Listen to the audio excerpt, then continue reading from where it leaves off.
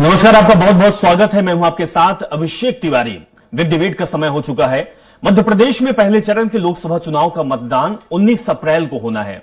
जैसे जैसे तिथि पास आ रही है, प्रत्याशियों के साथ पार्टी के बड़े नेताओं की हलचल भी बढ़ने लगी है। पहले चरण की सीटों पर प्रचार के लिए दिग्गजों की एंट्री भी होने लगी। बात की जाए तो मध्य प्रदेश में चुनावी तैयारी को लेकर शीर्ष नेतृत्व ने अपने हाथों में कमान ले ली है। चाहे बात की जाए भारतीय जनता पार्टी के राष्ट्रीय अध्यक्ष जेपी नड्डा के दौरे को लेकर, या फिर बात की जाए प्रधानमंत्री मोदी जो 7 अप्रैल से मध्य प्रदेश के दौरे पर रहेंगे।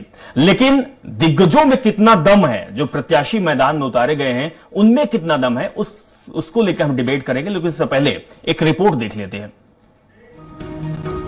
गृह मंत्री अमित शाह, बीजेपी अध्यक्ष जेपी नड्डा, बीजेपी नेता स्मृति ईरानी, ये वो दिग्गज हैं जो कि मध्य प्रदेश में सियासी मैदान में एंट्री कर चुके हैं। तो वहीं कुछ दिग्गज नेता एंट्री करने वाले हैं। दरअसल मध्य प्रदेश में लोकसभा चुनाव के लिए सियासी घमासान की शुरुआत हो गई है।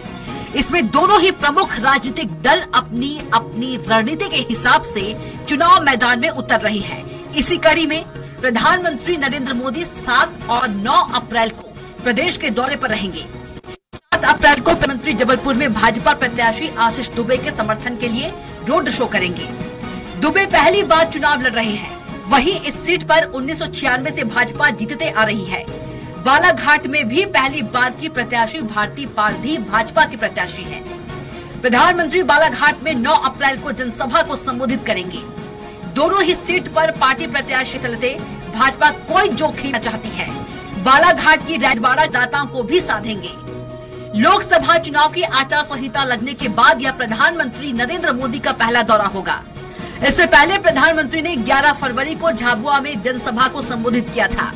प्रदेश में पहले चरण में 6 लोकसभा सीट सीधी, शहडोल, जबलपुर, बालाघाट, मंडला और छिंदवाड़ा सीट पर चुनाव है। 19 अप्रैल को मतदान होगा और 4 जून को रिजल्ट आएगा। वहीं कांग्रेस नेता राहुल गांधी भी 8 अप्रैल को मंडला और शहडोल लोकसभा सीट पर जनसभा कर सकते हैं। राहुल के सिवनी जिले की केवलारी विधानसभा में सभा हो सकती है। राहुल यहां से बालाघाट और छिंदवाड़ा दोनों सीटों के वोटरों को साधेंगे। छिंदवाड़ा में पूर्व सीएम कमलनाथ के बेटे और सांसद नकुल नाथ प्रत्याशी हैं। भाजपा ने कमलनाथ को छिंदवाड़ा में ही घेरा हुआ है। बहरहाल मध्य प्रदेश के मैदान में दिग्गजों का दम देखने को मिल रहा है। दोनों ही दल अपनी अपनी गोटियां बैठा रहे हैं। ऐसे में देखने वाली बात यह होगी कि कौन सियासी मैदान में जीत हासिल करता है। सलमान खान, स्वराज एक्सप्रेस।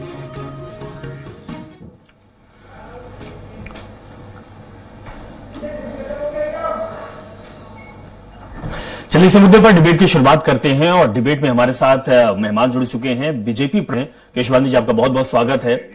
और इसके साथ ही संगीता शर्मा जो कि जुड़ेंगे कांग्रेस पार्टी से। आशीष दुबे भी हमारे साथ जुड़ेंगे, उनके पास भी चलेंगे। जी, आपके पास आऊंगा।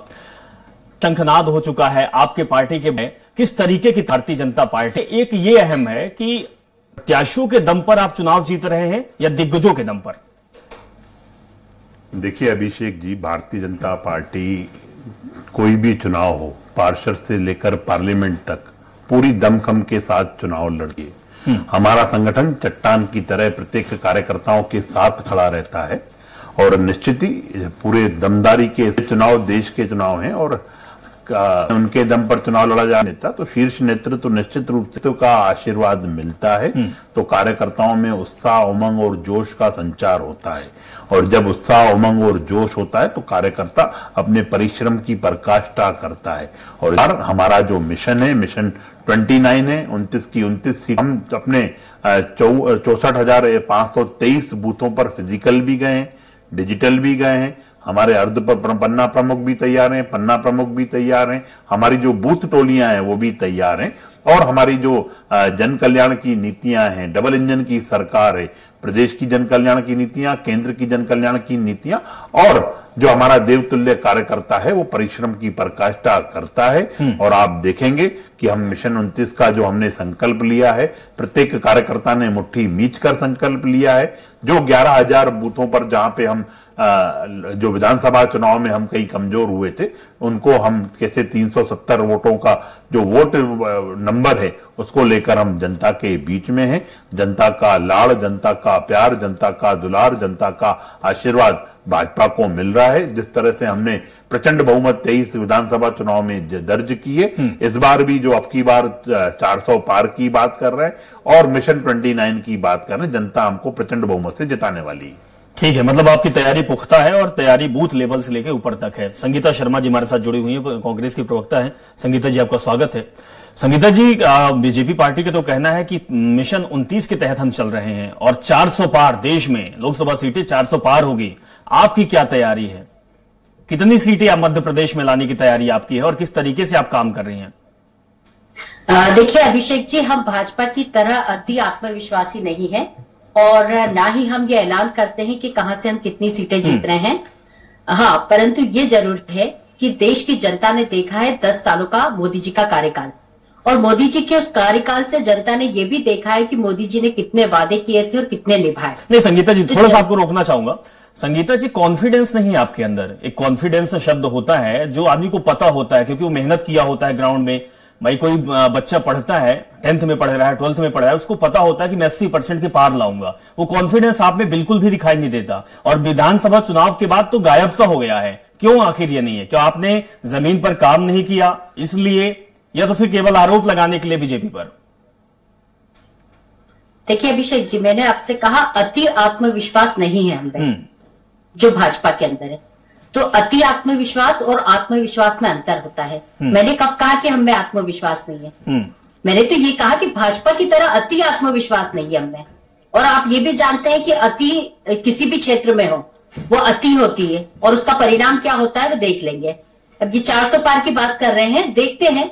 हमारा भी इंडिया गठबंधन है और हम साथ में मिलकर कार्य कर रहे हैं और हम देख रहे हैं कि देश की जनता और देश के नेताओं के साथ मोदी जी का क्या रवैया है, किस तरीके से संवैधानिक संस्थाओं का दुरुपयोग किया जा रहा है, किस तरीके से देश में विपक्ष को मुक्त करने की बात की जा रही है, क्या लोकतांत्रिक तरीके से देश के अंदर माहौल बनाकर रखा है। आप ईडी से, सीबीआई से, आईटी से लोगों को डराने धमकाने का काम कर रहे हैं। आप लोगों को पकड़ पकड़ कर प्रलोभन देकर अपनी पार्टी में ला रहे हैं। यदि देश की सबसे बड़ी पार्टी आपकी है, मिस कॉल के मेंबर है आपके, तो आपको क्या जरूरत पड़ रही है कि आप ज्वाइनिंग कमेटी बना रहे हैं और लोगों को तोड़ने का काम कर रहे हैं? तो ये जो देश का माहौल आज है ये जनता देख रही है। और जो मोदी जी के जुमले थे उसे भी जनता ने बहुत देखा सारी है। तस्वीर देखने को मिली है। इंडिया गठबंधन की आपने बात की है, आज खजुराहो की भी एक तस्वीर सामने आई। आपके गठबंधन के कैंडिडेट का नामांकन कैंसिल हो गया। आपकी टीम बहुत है, बड़े नेता जुड़े हुए हैं, कई पार्टियों के नेता वहां पे मौजूद रहे होंगे। क्यों तस्वीर निकलकर सामने आती है? हमने देखा है कि आपके पार्टी के धुरंधर नेता रहते थे, राज्यसभा उनको सदस्य बनाती थी, लोकसभा में वो जाते थे, कई सालों तक फिलर कहे जाते थे वो कांग्रेस पार्टी के, लेकिन उनका मोह भंग हो जाता है, बीजेपी में चले आते हैं। कमी कहां है मैडम? कमी को जानना चाहते हैं। आरोप प्रत्यारोप तो ठीक है चलते रहेंगे, लेकिन आपको भी पता है कि कहीं ना कहीं कमी है जिसके वजह से तस्वीर देखने को मिल रही है। भोपाल में एक तस्वीर दीपक सक्सेना की भी बनकर तैयार हो रही है। संगीता जी, देखिए कोई कमी नहीं है और इतना बड़ा दल है कांग्रेस पार्टी कि वो भी एनालिसिस करता है अपनी पार्टी पे, और कांग्रेस पार्टी को ये विश्वास है कि जो लोग टूट कर जा रहे हैं वो सत्ता के मुंह में जा रहे हैं या किसी लालचवश जा रहे हैं। नहीं तो जिनको आज पार्टी ने सब कुछ दिया है, जिनको आज पार्टी ने नाम दिया है, राज्यसभा दिया है, सांसद बनाया है, विधायक बनाया है, कई बार राज्यसभा के टिकट दिए हैं, सब कुछ कांग्रेस पार्टी में करने के बाद यदि दल बदलू किसी दूसरी पार्टी में जाते हैं जो कांग्रेस का सगा नहीं हो सकता, वो भाजपा का सगा क्या होगा। और यही कारण है कि ना हम उन्हें रोक रहे हैं और ना हम आने का कह रहे हैं ना जाने का कह रहे हैं। आप इससे समझ जाइए कि कांग्रेस पार्टी किस रणनीति के तहत कार्य कर रही है। रणनीति का हिस्सा है कि जो जा रहे हैं हम उन्हें रोक नहीं रहे, क्योंकि वो अपनी मर्जी से जा रहे हैं, वो किसी लालचवश जा रहे हैं, वो किसी दबाव में जा रहे हैं। और आप देखिए हेमंत सोरेन से केजरीवाल तक को किस तरीके से, जो नहीं गए तो नहीं गए, वो जेल जाने को तैयार हो गए, और जो जेल जाने को तैयार वो भाजपा में शामिल हैं। तो आप अंतर समझिए। और ये जो कह रहे थे समन्वय है, इस तरीके के नेता जो है वो लीड कर रहे हैं कि आपके जो परिवार के हिस्से टूटते जा रहे हैं। आप ले लीजिए, खजुराहो सीट की आ रहे थे। निर्वाचन अधिकारी का क्या कर्तव्य? नामांकन कोई दाखिल करता है तो उसका निर्वाचन अधिकारी पूरा नामांकन चेक करता है, चेक करने के बाद तब जाकर वो जमा होता है। तो निर्वाणी ने ये जो किया है गांव के अंदर, ये भी लोकतंत्र कि जिस तरीके से एक तरफा चुनाव की गई है, जो अपने अधिकारियों को, जो उनके साथ साठगांठ की जा रही है, तो उनकी गलती आप नहीं स्वीकार रहे हैं। आप ये भी संवैधानिक संगीता जी, आपके सवाल का जवाब बैठे हुए केसवानी जी कहा है, आशुतोष राणा जी ने कहा है कि मुस्कान की मार,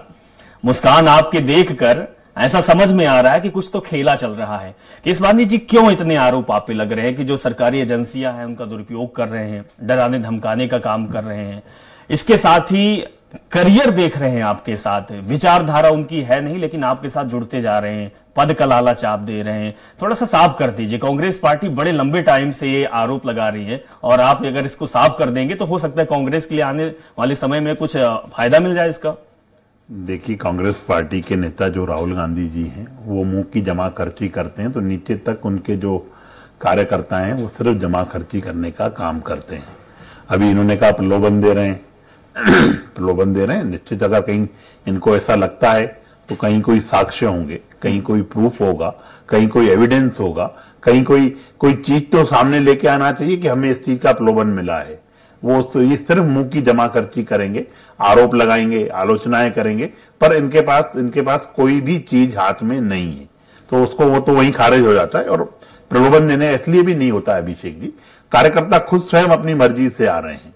वो उनको एक चीज उनके दिमाग में बैठ गई है कि कांग्रेस डूबता हुआ जहाज है, उसके पास न तो कोई नेता है, न नीति है, लेकिन न नियत है। बहुत सारे और मैं बता दूं, बहुत सारे नेता जो कांग्रेस के आ रहे हैं उनके बहुत लंबा आरोप लगा है और आपने बहुत आरोप उन पर लगाया है, बहुत बयानबाजी हुई है, बहुत घेरने का काम किए थे। कुछ तो घोटालेबाज भी आपके साथ आए हुए हैं जिनको आप खुद ही बोलते थे। जो घोटालेबाज आप जिनकी बातें कर रहे हो, कानून अपना काम करेगा ना, वो तो कहीं ना कहीं पे दर्ज हो, कहीं अरे क्यों खिसियानी बिल्ली खम्मा होते कि संगीता जी आप मुझे लगता है कि आपको एक मिनट मैंने आपको बड़ा धैर्यपूर्वक सुना, मैंने धैर्यपूर्वक आपको सुना, आपने उसको मैंने आपको बहुत धैर्यपूर्वक सुना।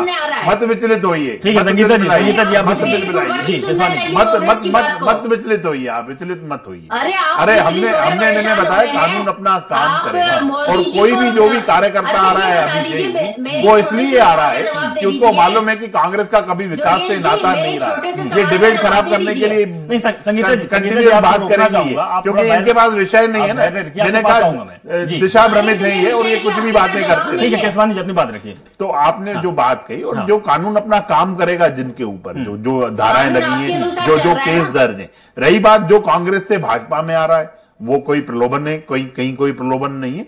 भारतीय जनता पार्टी संगठन आधारित पार्टी है, कार्यकर्ता आधारित पार्टी है। वो कार्यकर्ता के भाव से भाजपा ज्वाइन कर रहे हैं। हमारा बूथ पे बैठा कार्यकर्ता और माननीय प्रधानमंत्री तक सभी कार्यकर्ता के भाव से काम करते हैं, सभी देश की सेवा करने का काम करते हैं, सभी भगवान श्री राम को मानने का काम करते हैं। पर ये तो अभागे लोग हैं, जिन्होंने निमंत्रण तक ठुकरा दिया और आज वो इस तरह की बातें करते हैं। ये निमंत्रण तक ठुकराने वाले लोग हैं। रही बात जो आप सपा वाली बात कर रहे हैं, जो फॉर्म जमा होता है वो मेरे को तो बड़ा आश्चर्य हो रहा है। जैसे इंडी गठबंधन के साथ समाजवादी पार्टी मिला तो वो भी राहुल गांधी की तरह होता चला गया। अरे उस फॉर्म पे साइन तो करना चाहिए। कलेक्टर बताएगा आपको साइन करने के लिए, आपको ये बताएगा कि आपको सूची सर्टिफाइड सूची लगानी चाहिए, मतदाता सूची। पर आपके लोगों की मुंह की जमा खर्ची करने वाला हिसाब किताब है, इधर की बात उधर की बात सब करते रहेंगे, विषय की बात नहीं करेंगे। इसीलिए जनता ने इनको नकार दिया। केसवानी जी, आपके पार्टी में आपकी विचारधाराओं से लोग प्रेरित हो जाते हैं, आपके साथ आ रहे हैं। सबका साथ सबका विकास वाली पार्टी है। तो सर, कमलनाथ के साथ क्या हुआ था? कमलनाथ भी तो आप आ रहे थे, दोनों हाथ फैलाकर आप स्वागत कर रहे थे, बात बिगड़ गई थी क्या? देखिए, कहीं कोई बात बिगड़ती नहीं है। जो अभिषेक जी समय का ध्यान रखिए, एक ही प्रवक्ता को बोलने देंगे। फिर दिल मिला रही है। आप ही का सवाल है, आप ही का सवाल संगीता जी। क्यों संगीता जी, क्यों ये परिचय मत दीजिए कि आप राहुल गांधी की पार्टी की नेता है। धैर्यपूर्वक बात को सुनिए। कमलनाथ जी की जो आप बात कर रहे हैं, हमने आपको शुरू से पहले दिन से इस बात को कहा है हमने कि हमने किसी से संपर्क नहीं किया है। जो कार्यकर्ता, और कल हमारे माननीय प्रदेश अध्यक्ष वी डी शर्मा जी ने जो बात कही है, कल स्थापना दिवस है भाजपा का, आप देखेंगे लाखों की संख्या में कार्यकर्ता भाजपा का दामन थाम रहे हैं। विश्व का सबसे बड़ा दल है हमारा दल, और हम जो विकास करते हैं, माननीय मोदी जी का जो मूल मंत्र है, सबका साथ सबका विकास और सबका विश्वास, उसको लेकर वो बिल्कुल हर जगह केसवानी जी यही कहा जाता है कि प्रधानमंत्री मोदी का पे भरोसा है, उनकी गारंटी भी दी जाती है। दुबे जी मैं आपके पास आऊंगा। दुबे जी, हमारा मुद्दा भी आज का यही है कि क्या प्रत्याशियों में दम है या हाईकमान के जो बड़े नेता हैं, बड़े चेहरे हैं, उनके दम पे लोकसभा चुनाव लड़ा जाता है? क्योंकि हम ये जानते हैं कि भाई प्रत्याशी ही जो है वो आगे वो क्षेत्र का विकास करेगा, वो काम करेगा, लेकिन कुछ ऐसा होता दिखाई नहीं दे रहा है। ये कांग्रेस पार्टी के साथ भी है और बीजेपी पार्टी के साथ भी। क्या बड़े चेहरों के दमखम के मत्थे इस बार चुनाव होने वाला है, लोकसभा चुनाव, क्योंकि मोदी जी का ही जिक्र हर जगह हो रहा है? दुबे जी, पार्टी का अपना उनकी रणनीति हो सकती है कि वो मोदी के चेहरे को आगे रख के बाकी सारे जो नेगेटिव पॉइंट्स हैं या जो फैक्टर हैं इस तरह के जो एडवर्स हो सकते हैं उसको काटने की कोशिश करेंगे, क्योंकि मोदी का चेहरा ठीक है कि वो आगे उनका होगा तो बहुत सारी चीजें कमियां दब सकती हैं, लेकिन अंततः जो है चुनाव जो होता है वो कैंडिडेट के चेहरे पर ही आकर के फाइनल वोट उसके पड़ते हैं। शुरुआती लीड या शुरुआती कोई जो एक माहौल की बात होती है वो बड़े नेताओं के नाम से बन जाती है, लेकिन जो चेहरों का चुनाव है जो पार्टी करती है और फिर उनका चुनाव जनता करती है, ये महत्वपूर्ण हो जाता है। तो अभी जो इस बार जो इलेक्शन है लोकसभा का, कि 2019 के इलेक्शन से थोड़ा सा अलग है। 2019 में की शुरुआत से ही कांग्रेस की जो एक रणनीति कहिए या जो भी उनकी स्ट्रेटेजी थोड़ी गड़बड़ाती नजर आई थी, और उसका फायदा लगातार भाजपा को मिला था, और वहीं से जो है ये ब्रांड मोदी शुरू हुआ था नाम। तो ये इस 5 सालों में, अब इस पूरी सरकार को 10 साल हो गए हैं, तो इस 10 साल की कोई भी जब सरकार होती है तो फिर उसके बारे में आकलन जनता अलग तरीके से अलग कसौटी पर करने लगती है। तो इस बार ब्रांड मोदी के नाम से भाजपा के कैंडिडेट उतारे जरूर गए हैं, लेकिन फिर भी ये उनके चेहरों या उनका जो व्यक्तित्व या कृतित्व होगा उस पर पूरा दारोमदार होगा कि वो चुनाव को आखिरी में जो फिनिशिंग जो आखिरी के जो ओवर्स होते हैं जिसमें जिस तरह खेला जाता है, उस तरह का खेल जो प्रत्याशी दिखाएगा वो ठीक होगा। कांग्रेस के लिए भी यही लागू होता है, कांग्रेस के साथ भी यही, लेकिन कांग्रेस के साथ चुनौती ज्यादा बड़ी है, क्योंकि कांग्रेस में प्रत्याशी को अपने दम पर ही चुनाव लड़ना है। कांग्रेस के पास अभी इतने बड़ा कोई ऐसा कैची या कोई ऐसा अभी चेहरा नहीं है कांग्रेस के पास जो मोदी के समकक्ष खड़ा किया जा सके। राहुल गांधी एक अकेले कांग्रेस में एक ऐसे नेता हैं जो सारे लोगों को या जिनको जो प्रचार में जा सकते हैं या जो थोड़ा बहुत जो उनका प्रभाव है, जो उनकी टीम का नेटवर्क है, और मल्लिकार्जुन खड़गे के पास वो अपील नहीं है, ये बात सच है। तो कांग्रेस के जो लोग हैं उनको अपने दम पर चुनाव लड़ना पड़ेगा, और वैसे भी कांग्रेस के साथ ये स्थिति हमेशा रही है कि जो प्रत्याशी है वो अपने बूते पर ही चुनाव जीतते हैं अधिकांश तौर पर। थोड़ा बहुत सपोर्ट मिलता है नेतृत्व की तरफ से या कुछ थोड़ा बहुत पुश मिल जाता है, लेकिन ये जो चुनाव होगा ये दिग्गजों के साथ साथ मुझे लगता है, क्योंकि भाजपा के 10 साल का कार्यकाल है, इनका 10 साल का विपक्ष का रोल है, तो उस पर जनता की कसौटी ज्यादा बड़ी हो जाएगी। तो जो चेहरे हैं वो सिर्फ अपने बड़े चेहरों के भरोसे रहे तो भी गफलत हो जाएगी। ठीक है संगीता जी, आप बहुत बुद्धिजीवी हैं। एक सवाल आपसे है, आरोप लगाने से बेहतर है कि सवाल का आप जवाब दे दीजिएगा। ये आपके लिए भी अच्छी बात है, जो आपके कार्यकर्ता हो सकता है देख रहे होंगे, दर्शक हमारे देख रहे हैं। संगीता जी, आपका संगठन बिखरा पड़ा हुआ है, कोई दो राय की बात नहीं है। आपके पार्टी के नेता बगावती सुर अपनाए हुए हैं। आज तक मतदान किस तारीख को होना है, उस तारीख तक आपके नेता बीजेपी में शामिल होते जा रहे हैं, आपसे मोह भंग होता जा रहा है। आप किन चीजों को लेकर आप लोगों के पास जा रहे हैं? क्या आपको लगता है कि आप इन जो विपक्ष में 10 साल आपने गुजारा तो आपने कुछ काम किया, या फिर आगे आपके पास रोड मैप क्या है? क्या रख रहे हैं लोगों के पास जिसको आपको लगता है कि सरकार इंडिया गठबंधन की बनेगी, या फिर आपके जो प्रत्याशी हैं वो चुनाव जीतेंगे? देखिए, पार्टी छोड़कर जो जा रहे हैं इसका जवाब मैं ऑलरेडी दे चुकी हूँ, ठीक है ना, और वो हम सभी ने सुना भी है उसे। मैं दोबारा रिपीट नहीं करना चाहती हूँ, समय की कमी भी है और मुझे कितना समय दिया जाता है ये भी देखने वाली बात होगी। तो मुझे अभी वर्तमान में तो सबसे ज्यादा तरस भारतीय पार्टी के उस नहीं, संगीता जी, सवाल आपसे ये है कि आपने विपक्ष में रहते हुए 10 साल क्या किया, लोगों के बीच में कैसे आपने पैठ बनाई, और अब लोगों के पास आप किन चीजों को लेके जा रहे हैं? क्या रोड मैप आपके पास है संगीता जी? बीजेपी अपना काम कर रही है, आप क्या काम अपना कर रही हैं? आपसे सवाल है वो आप उसका जवाब दे दीजिए। बिल्कुल बिल्कुल, आपके सवाल का भी जवाब दूंगी और जो मैं बोलना चाहती हूँ वो भी बोलूंगी। आपने मुझे समय दिया है, मैं दोनों बातें को जवाब दूंगी जी। मुझे अभी वर्तमान में सबसे ज्यादा तरस भारतीय जनता पार्टी के उस संगठन पे आ रहा है जिसे कैडर बेस्ड पार्टी कहा जाता था। आज वो मोदी के चेहरे पर जाकर टिक गई है। मुझे सबसे ज्यादा तरस उस आरएसएस पे आ रहा है जिसने जिंदगी दांव पर लगा दी और आज उस संगठन को मोदी जी के चेहरे के पीछे छुपकर काम करना पड़ रहा है। तो मोदी जी के चेहरे को ब्रांड बनाकर जिस संगठन नहीं, संगीता जी देखिए, भड़ास निकालने का समय नहीं है हमारे पास, समय कम है। देखिए भड़ास बाद में निकालते रहेगा। आपसे सीधे जो सवाल किया आप उसका जवाब दीजिए। संगीता जी आपको बुरा लगता है, आपको समय दिया हूँ, आप रोड मैप बताइए मैडम। बात को पूरा नहीं सुनना चाहते हैं मैडम, आप रोड मैप बता दीजिए, आपके पास क्या है? मैं रोड मैप बताने जा रही हूँ। आपके पास भी राहुल गांधी है, प्रियंका गांधी है, मुझे आपकी बातों से समझ में आ गया भाजपा को कितना समय दे रहे हैं, कांग्रेस को कितना समय दे रहे हैं और मेरी बातों को कितनी बार बीच में टोक रहे हैं। आप पूरा धैर्य पूर्वक सुने तो ज्यादा बेहतर होगा। बताइए रोड मैप, अपना रोड मैप बताइए। अब मैं रोड मैप बता रही हूँ। अब आप इसे आरोप कह देंगे क्योंकि मैं रोड मैप बता रही हूँ। नरेंद्र मोदी जी ने कहा था 2 करोड़ रोजगार दूंगा, उन्हें 10 सालों में 20 करोड़ रोजगार देना था, क्यों नहीं दिए? आज युवाओं को आत्महत्या करने पर मजबूर होना पड़ रहा है। इन्होंने कहा था बेटी बचाओ बेटी पढ़ाओ, तो आज मणिपुर की बेटियां निर्वस्त्र होकर घूम रही, उनके वीडियो वायरल हो रहे हैं। आज पहलवान बेटियों के साथ अत्याचार हो रहा है, उस पर एक शब्द मोदी जी के मुंह से नहीं निकलता और यहाँ बैठे प्रवक्ता के मुंह से भी नहीं निकलेगा। यही आपका रोड मैप है क्या? संगीता जी माफी चाहता हूँ मैं, संगीता जी माफी चाहता हूँ, क्या रोड मैप आपका यही है? आपके चैनल से मैं रोड मैप बता रही हूँ आपको। मैं आपको रोड मैप बता रही हूँ क्योंकि आप सुनना नहीं चाह रहे। अब मेरा रोड मैप सुन लीजिए। हम जनता के बीच जाएंगे और जनता को बताएंगे कि कोविड काल में उनके साथ क्या अत्याचार हुआ है। हम जनता के बीच में जाएंगे, जनता को बताएंगे कि कहा था कि महंगाई कम करेंगे, आज तक महंगाई कम नहीं की। ये झूठ और दलाली करने वाली पार्टी है और लोगों पर दबाव बनाने वाली पार्टी है। देश की जनता यही देख रही है कि कौन सी पार्टी ने क्या काम किया। जो 70 साल देश की जनता ने कांग्रेस पार्टी पर विश्वास किया है, संगीता जी आप ऑन ट्रैक आई हैं कि आप 70 साल तक आपने राज किया है, आपकी सरकार रही है। अब आज आप मोदी जी नहीं संगीता जी देखिए फालतू की बातें आप कर रही हैं। आपसे जो सवाल है सवाल का आप जवाब दीजिए। संगीता जी मैं माफी चाहता हूँ आपसे, आप ये बताइए कि 60 साल तक आपने सरकार चलाई, आपके पास एक चेहरा नहीं है। आखिर भारतीय जनता पार्टी के पास चेहरे तो हैं। बता रही हूँ, आप सुनने को तैयार नहीं है। मैं रोड मैप बताने जा रही हूँ, आप सुनने को तैयार नहीं है और आप मुझसे कह रहे हैं कि जनता सुन रही है। जब आप ही मुझे बोलने नहीं देंगे तो जनता कैसे सुनेगी? संगीता जी आप जनता ये भी तो सुन रही है कि रोड मैप का सवाल है और आप कहाँ जा रही हैं? हाँ मैं रोड मैप भी तो बताने जा रही हूँ, आप सुनने को बताइए मुझे बार-बार बीच में। अब लास्ट 1 मिनट आपके पास है, आप अपना रोड मैप बताइए। माना कि हम विपक्ष में हैं, माना कि हमारी पार्टी के पास आज सीटें नहीं है, पर इतना भी मत गिराइए हमारी पार्टी को। ये देश की वो पार्टी है जिसने देश को संगीता जी